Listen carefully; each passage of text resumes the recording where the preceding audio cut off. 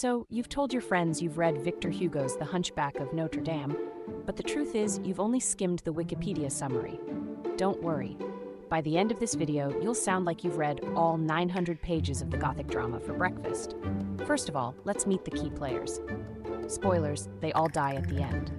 Quasimodo, the hunchbacked bellringer of Notre Dame. He's deaf, kind-hearted, and has a face only a bell could love. Esmeralda, a beautiful Romani girl who dances in the streets. Her pet goat is probably smarter than most of the men in this story. Claude Frollo, the creepy priest who's obsessed with Esmeralda. Imagine a guy who slides in your DMs with Bible quotes and then blames you for making him lose his way. Phoebus, the captain of the guard. He's devastatingly handsome and about as deep as a puddle. The secret character, the Notre Dame. Hugo insists she's one of the main characters. What does she do? Nothing. She's a building, for God's sake. So what can go wrong with these characters?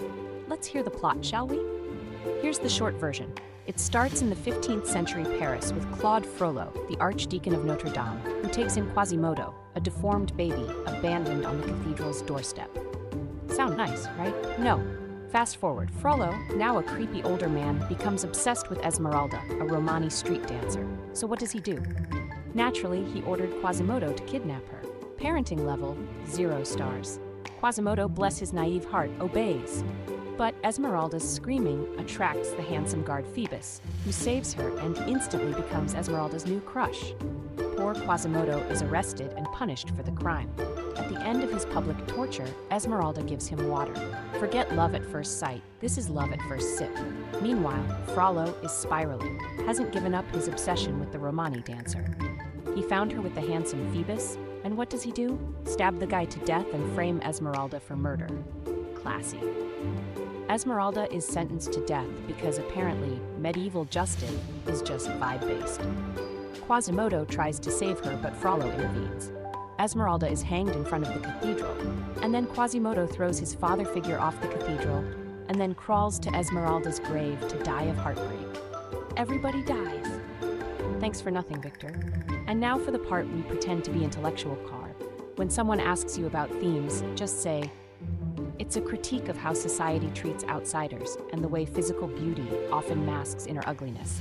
Then casually add, the cathedral is really a metaphor for permanence in a fleeting world. Boom. Instant scholar. Now for the extra miles. Here are some nuggets to sprinkle into conversations. Did you know Victor Hugo wrote this novel to save Notre Dame Cathedral from demolition? But also to save himself from bankruptcy. True story. And there you have it. Now you can confidently fake your way through any conversation about the Hunchback of Notre Dame. Just gush about the architecture like you're a medieval real estate agent, throw in a character insight that sounds deep, and casually mention themes, like you didn't just Google them. Go forth and dazzle them with your totally not made-up expertise. If you've got books you're pretending to have read, let us know in the comments. We're here to make you sound smarter than you are.